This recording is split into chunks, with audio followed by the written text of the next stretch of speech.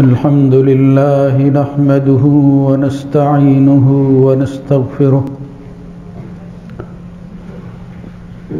ونعوذ بالله من شرور أنفسنا ومن سيئات أعمالنا من يهده الله فلا مضل له ومن يضلل فلا هادي له وأشهد أن لا إله إلا الله وحده لا شريك له وأشهد أن محمدًا عبده ورسوله اللهم صل على محمد وعلى آل محمد كما صليت على إبراهيم وعلى آل إبراهيم إنك حميد مجيد اللهم بارك على محمد وعلى آل محمد كما باركت على إبراهيم وعلى آل إبراهيم في العالمين إنك حميد مجيد أما بعد فإن خير الحديث كتاب الله وخير الهدى هدى محمد صلى الله عليه وآله وسلم وشر الأمور محدثاتها وكل محدثة بدعة وكل بدعة ضلالة وكل ضلالة في النار رب أعوذ بك من همزات الشياطين من همزه ونفخه ونفسه يا أيها الذين آمنوا اتقوا الله حق تقاته ولا تموتن إلا وأنتم مسلمون يا أيها الناس اتقوا ربكم الذي خلقكم من نفس واحدة وخلق منها زوجها وبث منهما رجالا كثيرا ونساء واتقوا الله الذي تساءلون به والأرحام إن الله كان عليكم رقيبا يا أيها الذين آمنوا اتقوا الله وقولوا قولا سديدا يصلح لكم أعمالكم ويغفر لكم ذنوبكم ومن يطع الله ورسوله فقد فاز فوزا عظيما رب اشرح لي صدري ويسر لي أمري واحلل عقدة من لساني يفقه قولي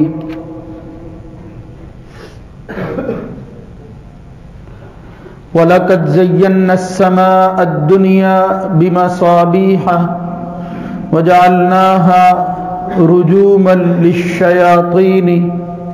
وأعتدنا لهم عذاب السعير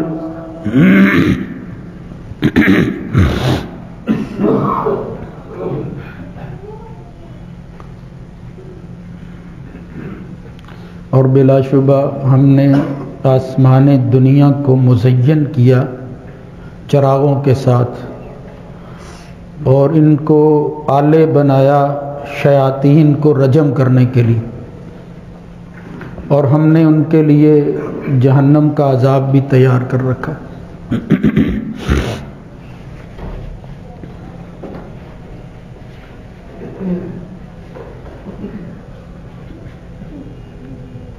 اللہ رب العزت کی حمد و ثنا کے بعد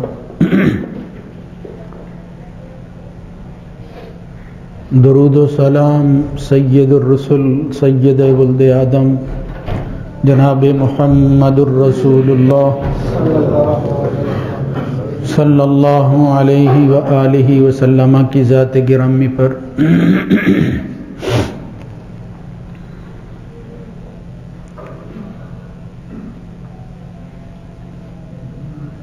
وہ رقیہ شرعیہ کے حوالہ سے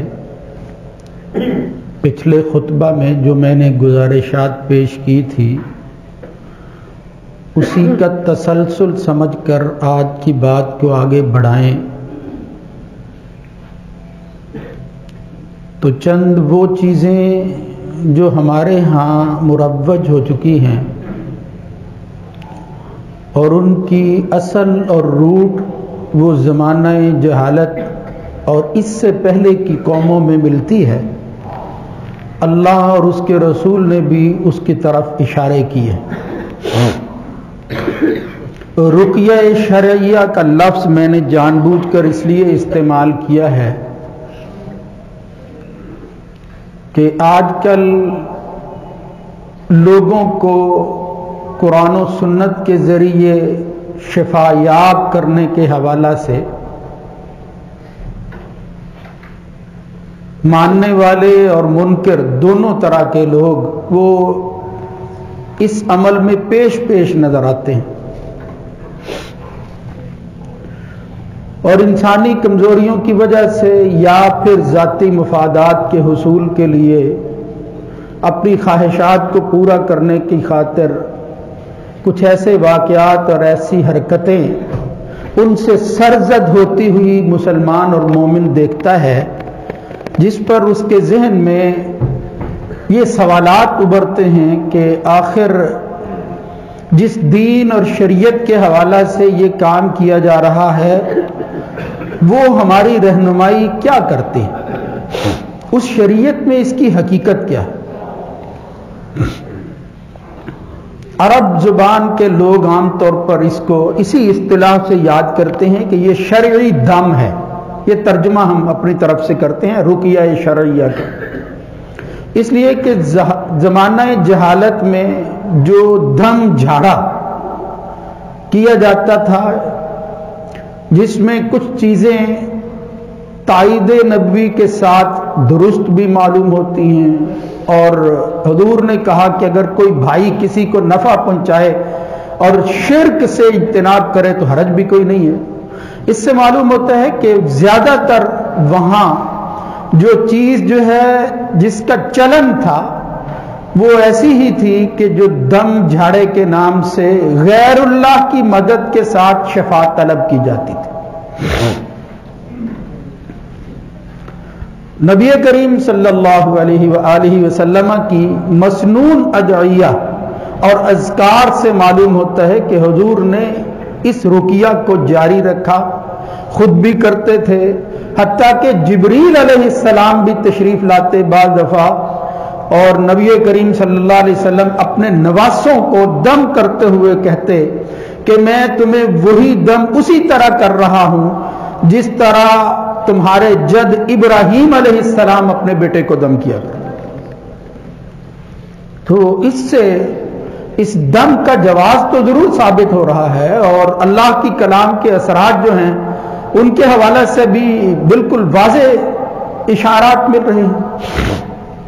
لیکن ان کو استعمال کرتے ہوئے جب معاملہ عام بندوں تک پہنچا ہے تو انہوں نے پھر احتیاط ملحوظ نہیں رکھی، اور پھر بعض دفعہ یہاں تک جو ہے وہ مشاہدہ ہوتا ہے کہ لوگ آج بھی اس علم کے حوالہ سے لوگوں کو شفا اور پھر علاج کی دعوت دیتے ہیں، مگر اس میں جو طریقہ کار استعمال کیا جاتا ہے یا جو کلام پڑھ کر وہ دم کر رہے ہوتے ہیں اس کا ثبوت اللہ کے رسول سے نہیں مل رہا ہوتا۔ اس لیے یہ بات پہلے تو اچھی طرح ذہن میں رکھنی چاہیے کہ دم کرنا ہو یا کرانا ہو یا کسی کو کرنا ہو، اپنے آپ پر یا کسی کو، تو کوشش کرنی چاہیے حتی الامکان کہ ثابت شدہ اذکار سنت رسول سے وہی کیے جائیں، ان میں پھر کوئی شک والی گنجائش وہ باقی نہیں رہتی۔ لیکن میں اپنے چند بھائیوں سے سنتا ہوں اور وہ کہتے ہیں کہ یہ چیزیں بعض دفعہ مؤثر نہیں ہوتی، یعنی سنت اذکار جو ہے وہ اثرات پیدا نہیں کرتے۔ تو میرے بھائیوں اصل بات یہ ہے کہ اس میں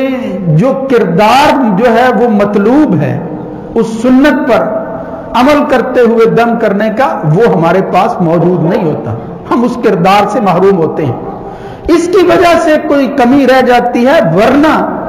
اللہ کے رسول کی زبان سے نکلے ہوئے الفاظ سے بڑھ کر کس کا کلمہ اور کس کا تجربہ جو ہے وہ زیادہ مؤثر ہو سکتا ہے. یہ سوچنا ہی غلط ہے. پھر دوسری بات یہ ہے کہ جب آپ اچھے کلمات کا بھی انتخاب کرتے ہیں اور اپنی طرف سے کرتے ہیں، پھر اس میں اس نیت کے مطابق کچھ دوسری چیزوں کی آمیزش بھی ہو جاتی ہے. میں بہتات لفظ استعمال کر رہا ہوں کہ کہیں ہمارے یہ بھائی جو اس طرح کے کام کرتے ہیں وہ ناراض نہ ہو جائیں اس بات. یعنی اس لیے کہ جواز ہے ان کا بھی. کسی کا تجربہ ہے کہ قرآن کی فلاں آیت پڑھتا ہے، وہ کسی انسان کا تجربہ ہے، وہ کسی ایسی ہستی کی بات نہیں ہے جس کی بات کو رد نہیں کیا جا سکتا اور جس کے بارے میں وہ خود اس نے کہا کہ میں خوشی میں ہوں یا غم میں ہوں، میں ہنس رہا ہوں یا کسی سنجیدگی کے عالم میں ہوں. اے عبداللہ تم میری باتیں لکھتے جاتے رہا کرو، اس لیے کہ اس زبان سے سوائے حق کے کچھ نہیں جو ہے وہ نازل ہوتا. سوائے حق کے یہاں سے کوئی چیز جو ہے وہ نہیں نکلتی، حق نکلتا ہے یہاں. اس لیے پہلی بات تو یہ اچھی طرح ذہن میں رکھنی چاہیے. اور پھر دوسرا یہ ہے کہ بدقسمتی سے آج سر عام ہم دیکھتے ہیں بورڈ لگے ہوئے ہیں، ایک طرف لکھا ہے نوری علم اور دوسری طرف جو ہے وہ اگلی دکان پر لکھا ہے کالا جادو، فلاں کی کاٹ، فلاں جو ہے وہ چیز کا حصول،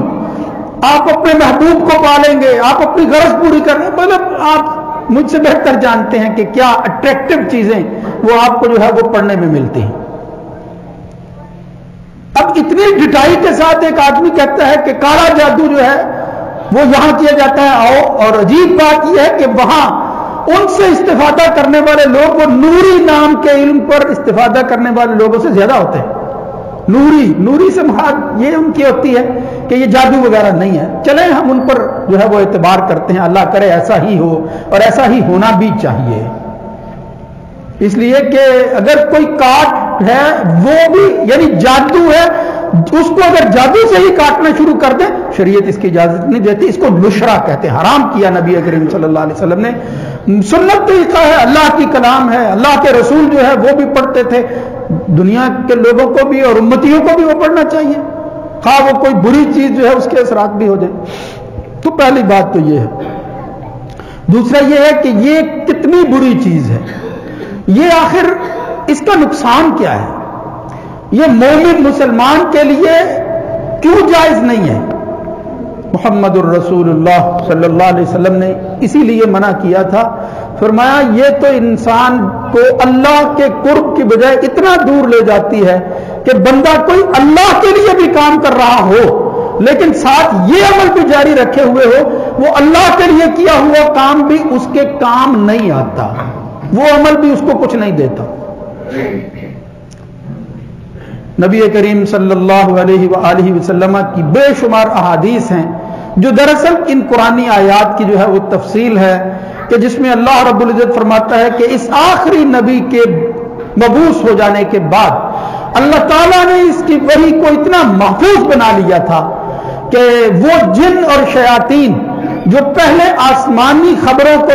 لینے کے لیے نکلا کرتے تھے اور پھر چیزیں اچک لیا کرتے تھے، جب یہ راستے مسدود ہوتے ہوئے نظر آئے انہوں نے آ کر مشورہ کیا کہ کوئی غیر معمولی تبدیلی آ گئی ہے، دیکھنا چاہیے کہ آج کے بعد ہمارے اثرات کیوں کم ہو گئے ہیں اور ہماری پہنچ وہاں تک جہاں پہلے تھی وہ کیوں رک گئی ہے، مسئلہ کیا بنا ہے. اس کو جو ہے وہ قرآن مجید میں سورہ جن کے اندر ان جنوں کی گفتگو کے حوالے سے اللہ رب العزت نے بیان فرمایا وَأَنَّا لَمَسْنَا السَّمَاءَ، ہم نے ٹٹول لیا آسمانوں کو، فَوَجَدْنَاهَا مُلِئَتْ حَرَسًا شَدِيدًا وَشُهُبًا، ہم نے تو پایا ہے کہ وہاں نگہبان اور چوکیدار اس قدر بٹھا دیے گئے ہیں اور پھر ایسے شعلے آگ کے جو ہیں وہ پڑتے ہیں کہ جن کی وجہ سے ہمارا اوپر جانا ممکن نہیں رہا. وَأَنَّا كُنَّا نَقْعُدُ مِنْهَا مَقَاعِدَ لِلسَّمْعِ، پہلے ہم بیٹھا کرتے تھے اور سنتے تھے. فَمَن يَجِدِ الْآنَ يَجِدْ لَهُ فَمَن يَسْمَعِ الْآنَ يَجِدْ لَهُ شِهَابًا رَّصَدًا. اب جو شخص جو ہے یہ سننے کی کوشش کرتا ہے اس کو شہاب پڑھتے ہیں، اس کو شعلے پڑھتے ہیں، وہ گھات لگائے ہوئے ہوتے ہیں کہ کس پر جو ہے وہ پڑھنا ہے جو آگے بڑھنے کی کوشش کرتا ہے. اسی کی وضاحت میں نبی کریم صلی اللہ علیہ وسلم نے فرمایا، جب حضور کے صحابہ نے آ کر پوچھا یا رسول اللہ صلی اللہ علیہ وآلہ وسلم، ہم دیکھتے ہیں آپ ہمیں بتائیے ان لوگوں کے بارے میں جو کہانت سے کام لیتے ہیں، یعنی غیب کی خبریں دیتے ہیں. یہ انسان کی کمزوری ہمیشہ سے رہی ہے. اس کی خواہش ہوتی ہے کہ مستقبل کے احوال کا پتہ اسے اسی حال کے اندر چلا جائے، یعنی حال ہے، زمانہ ہے جہاں وہ زندگی گزار رہا ہے، ابھی بعد میں کیا ہونا ہے مستقبل میں اسے ابھی پتہ چل جائے تاکہ وہ باخبر ہو جائے اور فائدہ اٹھائے. اور اسی کی تو اور جستجو کے اندر بڑے بڑے دیندار اور ایماندار لوگ جو ہیں وہ ملوث ہو گئے ہیں. یہی خبر لگاتے رہتے ہیں آج بھی کہ یہ میرے کاروبار کے اندر بندش ہو گئی ہے، فلاں تکلیف آ گئی. تکلیف آنے میں خدا نہ خواستہ یہ نفی نہیں کرتا، یہ میں ان کا مذاق نہیں اڑاتا، نہ میں یہ کہتا ہوں کہ وہ اپنی طرف سے جو ہے وہ غلط بیانی سے کام لیتے ہیں. تکلیف آتی ہے، بعض دفعہ بالکل سچے لوگوں سے ایسے ایسے واقعات سننے میں آتے ہیں کہ انسان کہتا ہے یا اللہ تیرا شکر ہے کہ مجھے اس سے محفوظ رکھا ہے. اور یہ بندے کو دعا بھی کرنی چاہیے کہ اللہ تعالیٰ اپنی رحمت اور فضل کے ساتھ ایسی تمام طرح کی آفات سے ہر مسلمان کو محفوظ رکھے. یہ دعا بہت ضروری ہے اور اس کے لیے نبی کریم صلی اللہ علیہ وسلم کے اذکار ہیں. صبح و شام جب آپ پڑھتے تھے اللہ تعالیٰ حفاظت فرماتا تھا. ہر دعا ہر نماز کے بعد آپ پڑھا کرتے تھے. یہ ساری وہ تدابیر ہیں جو مسلمان اور مومن کو ہر وقت اختیار کرتے رہنا چاہیے. تو خیر میں عرض کر رہا تھا کہ وہ صحابی آ کر پوچھتے ہیں کہ یا رسول اللہ ہم نے دیکھا کاہنوں کے بارے میں آپ کا کیا خیال ہے؟ اللہ کے رسول نے فرمایا انہم لیسوا بشیء، کوئی کہانت اور کوئی کاہن نہیں ہے. یہ کیسے غیب جان سکتے ہیں؟ غیب مطلق جو صرف اللہ کی خصوصیت ہے، وہ اللہ کے علاوہ نبی جو ہے وہ قرآن مجید کے اندر اللہ بیان کرتا ہے کہ وہ بھی کہتے ہیں بار بار اپنی قوم کے لوگوں سے لا املک لنفسی ضرا ولا نفع الا ما شاء اللہ ولو كنت اعلم الغیب لاستكثرت من الخير. کہیں حضرت نوح علیہ السلام کہتے ہیں ولا اعلم الغیب، میں غیب نام کی کوئی چیز جو اللہ کی صفت ہے میں کیسے جان سکتا ہوں؟ اس میں بندہ کیسے شریک ہو سکتا ہے خواہ پیغمبر ہی کیوں نہ ہو؟ اس لیے یہ تو اس شرکت کی تو نفی کر دیجئے کہ جو کام اللہ تعالیٰ نے پوشیدہ اور غیب اپنے پاس رکھے ہوئے ہیں اس کے علم میں سے کسی کو پتہ چل جائے، یہ ممکن نہیں ہے. ہاں ایک غیب مقید ضرور ہوتا ہے جو اللہ تعالیٰ ہونے والی چیزیں اپنے پیغمبروں کو بتاتا ہے، وہ ہمارے لیے غیب ہوتی ہیں، پیغمبروں کو بتا دی جاتی ہیں. وہ بھی کوئی عام نہیں ہے کہ جس کا جی چاہے وہ دعویٰ کرتا پھرے کہ مجھے بھی غیب کا جو ہے وہ علم ہوگا، میں بھی بتا دوں گا کہ تمہارے خاندان کے ساتھ کیا ہونے والا ہے، جاؤ جو ہے وہ چادر لے کر آؤ. وہ جس طرح عاملین جو ہیں وہ کام کرتے ہیں، فلاں چیز لے کر آؤ، فلاں اپنی بیوی کا جو ہے وہ فلاں استعمال شدہ کپڑا وہ خصوصاً لے، یعنی یہ چیزیں جو ہیں یہ نفسیاتی حربے ہیں جو بعض دفعہ جو ہے وہ اچھے لوگ بھی استعمال کرتے ہیں. اور یہ میں تنبیہ کرنا چاہتا ہوں ان لوگوں کو بھی اور میری بات پہنچا دینی چاہیے. اور آپ لوگ اگر کسی کے پاس جائیں اور وہ یہ کہے کہ میں آپ کو بتا دوں گا کہ آپ پر جادو کس نے کیا ہے، بچو میرے بھائیو، خدا کے لیے اپنے ایمان کو بچا کر رکھو. کیسے وہ دعویٰ کر رہا ہے وہ شخص؟ یہی تو وہ چیزیں ہیں کہ جس کی وجہ سے وہ بندے جب اس طرح کی باتیں کرتے ہیں خاندان ٹوٹ جاتے ہیں، بھائی بہن الگ الگ ہو جاتے ہیں، اپنے ہی افراد خاندان اکٹھے جہاں رہتے ہیں ان میں سے کسی کا نام لے لیا جاتا ہے. نہ چاہتے ہوئے بندہ کہتا ہے کہ یہ فلاں کام ہو گیا، میں نے پہلے ہی کہا تھا، وہ فلاں بزرگ نے مجھے پہلے ہی اطلاع دی تھی کہ یہ میرا بھائی اس طرح کا ہے. اللہ تعالیٰ ہمیں اس سے محفوظ رکھے. یہ سوچ اتنی ہی خطرناک ہے، شیطان وہی کچھ چاہتا تھا جو مومنوں کے ہاتھوں سے ہو گیا. اس لیے یاد رکھو نبی کریم صلی اللہ علیہ وسلم نے فرمایا یہ کہانت، یہ غیب کی خبریں دینے والے کاہن، یہ بتانے والے،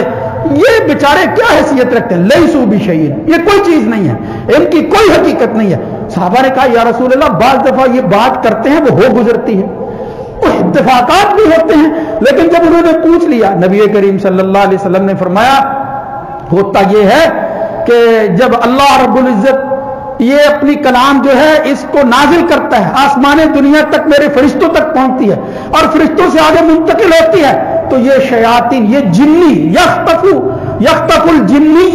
فیقرها فی اذن ولیھا کر الدجاجہ، नबी करीम सल्लल्लाहु अलैहि वसल्लम ने फरमाया जिस तरह मुर्गी चू चू करती है और अपनी चोट के साथ जो है वो दूसरों को खबर देती है कि मैं यहां मौजूद हूं, ये शैतान जो है ये भी अपने दोस्तों को चीजें उचक कर वो बताने की कोशिश करते हैं। फिर होता क्या है, फयखलितून मिन्हा अक्सर मिन मिअति कज़िबतिन, एक बात जिसकी कोई खबर किसी तरह, या ये है कि उसने अपने तौर पर अपने दोस्त को मुतमईन करने के लिए कहा कि ये काम होने वाला है, इत्तेफाक से भी अगर हो गया तो ये लोग क्या करते हैं, उसके साथ 100 झूठ और मिला देते हैं। एक सच्चाई की थोड़ी सी किस्म जो हो जाती है और मिल जाती है, उसके बाद 100 झूठ साथ मिलाकर वो लोगों को बताते रहते हैं। किसी एक बात के पूरा होने की वजह से शैतान इतना पक्का और पुख्ता कर देता है कि ये शायद गायब जान है और वो उसी तरह का इल्म रखता है जिस तरह खुदा न खास्ता खुदा रखता है। इससे बड़ी बदबख्ती, इससे बड़ी बेनसीबी और क्या हो सकती है। और फिर याद रखो, इस तरह की चीजों की तरफ तवज्जो ज्यादा जाती है जब आदमी जो है उसका अपना ईमान कमजोर होता है, ये चीजें जो है वो उसको ज्यादा पुरकशिश नजर आती हैं और अपने हक में नजर आती हैं, और फिर वो पूछता फिरता है। मुहम्मदुर रसूलुल्लाह सल्लल्लाहु अलैहि वसल्लम ने फरमाया मन अता अर्राफन फसअलहु अन शैइन, अगर कोई इस तरह नजूमी के पास जाता है, ये इल्म नजूम, इसकी क्या हकीकत है मत पूछो, मतलब इस इल्म को हासिल करने की हरगिज़ इजाजत नहीं है, ये फन है। अब आप अगर ढूंढते फिरेंगे कि नहीं कोई चीज तो थी जिसका कुछ हिस्सा इनको मिला हुआ है, ये कैसे मिल सकता है, वो इत्तेफाकात की बात है। मैं पहले भी कह रहा हूं फिर अर्ज करता हूं, इत्तेफाकात की बात है कि खत जो है वो मैच कर जाते हैं, वरना अल्लाह रब्बुल इज्जत ने किसी बंदे को खा को बड़े से बड़ा क्यों ना हो कोई ऐसा इल्म नहीं दिया जिसने उसने कहा कि मैं इस इल्म के उसूल के बाद तुम मेरे गैब को जानना शुरू कर दोगे, ऐसा नहीं हो सकता। इसलिए नबी करीम सल्लल्लाहु अलैहि वसल्लम ने फरमाया था, जो शख्स अर्राफ इन लोगों के पास हाथ दिखाता फिरता है और अपनी किस्मत जो है वो मालूम करता फिरता है, जिनकी अपनी किस्मत उनको वो चौकों और चौराहों के अंदर बदनसीबों को रुलाए फिरती है, उनकी अपनी किस्मत का यह हाल होता है बेचारों का। अगर वो इतने ही खुश नसीब हो तो फिर इसी तरह धक्के खाते फिरे, लेकिन वो आपकी किस्मत बताते हैं और फिर आपको भी अपने जैसा करने की कोशिश करते हैं, खुदा न खास्ता। तो मैं अगर कोई शख्स यकीन के साथ इन नजूमियों के पास आकर अपनी किस्मत का हाल मालूम करता है और फिर वो अल्लाह की बंदगी करने वाला भी है,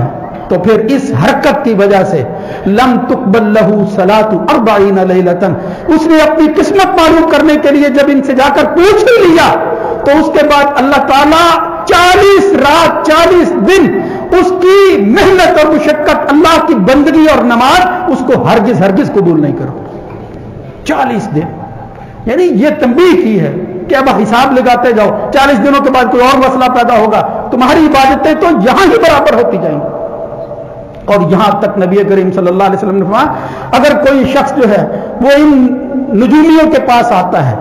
और फिर आकर ये खबर मालूम करने की कोशिश करता है, या दूसरी जगह कहा इसी तरह कोई शख्स जो है वो हालत हैज में अपनी बीवी के पास आता है और फिर दुबर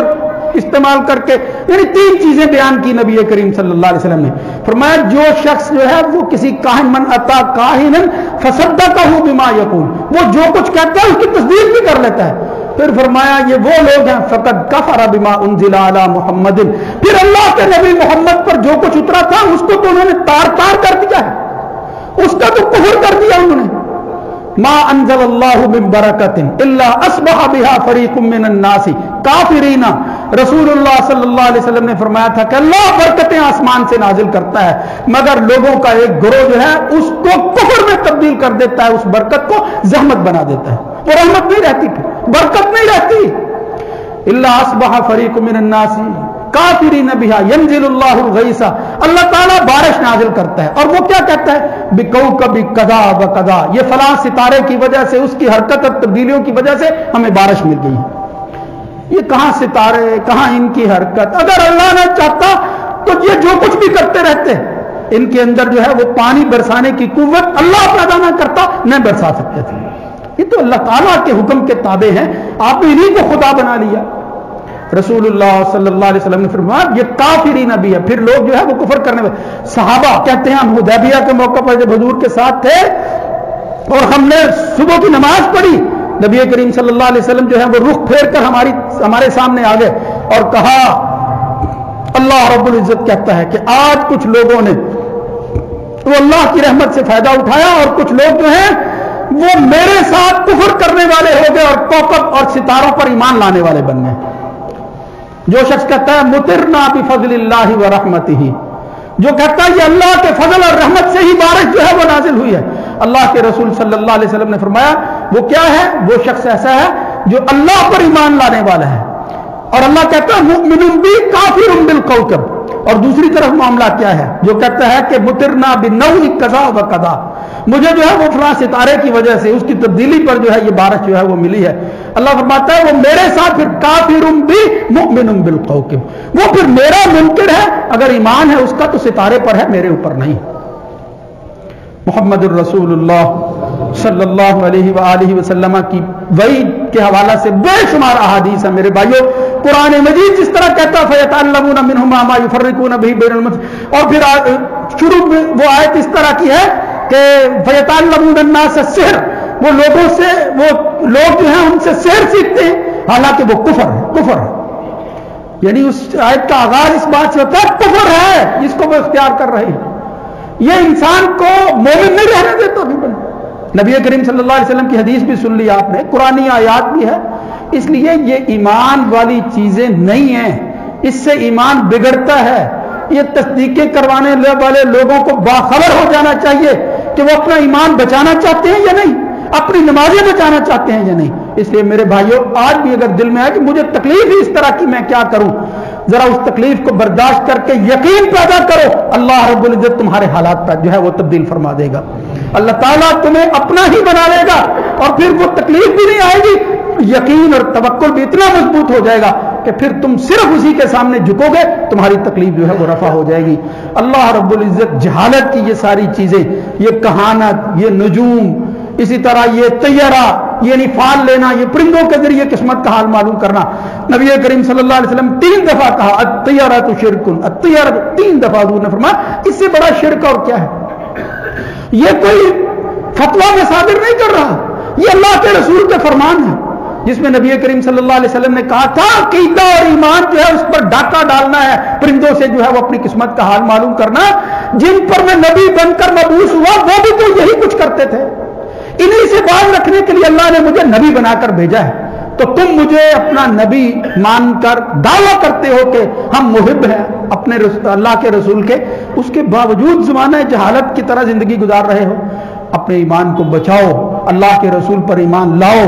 اللہ کی رحمت کو زحمت نہ بڑھاؤ، اللہ کی دی ہوئی برکتیں جو ہیں ان کو برکتیں رہنے دو. اللہ رب العزت ہمیں ہر وہ عمل کرنے کی توفیق نصیب فرمائے جو اللہ کے رسول نے بتایا ہے، جو اللہ نے اپنے قرآن میں کہا ہے. وہ دعائیں جو ہم اللہ کے پیغمبر کرتے رہے، پڑھتے رہے، ہم تک منتقل ہوئی ہیں، اور ہر وہ چیز جو ان سے دور رہ جاتی ہے اور شرک کے قریب کرتی ہے، اللہ تعالی ہمیں اس سے محفوظ فرمائے. اقول قولی ھذا استغفر اللہ لی ولکم.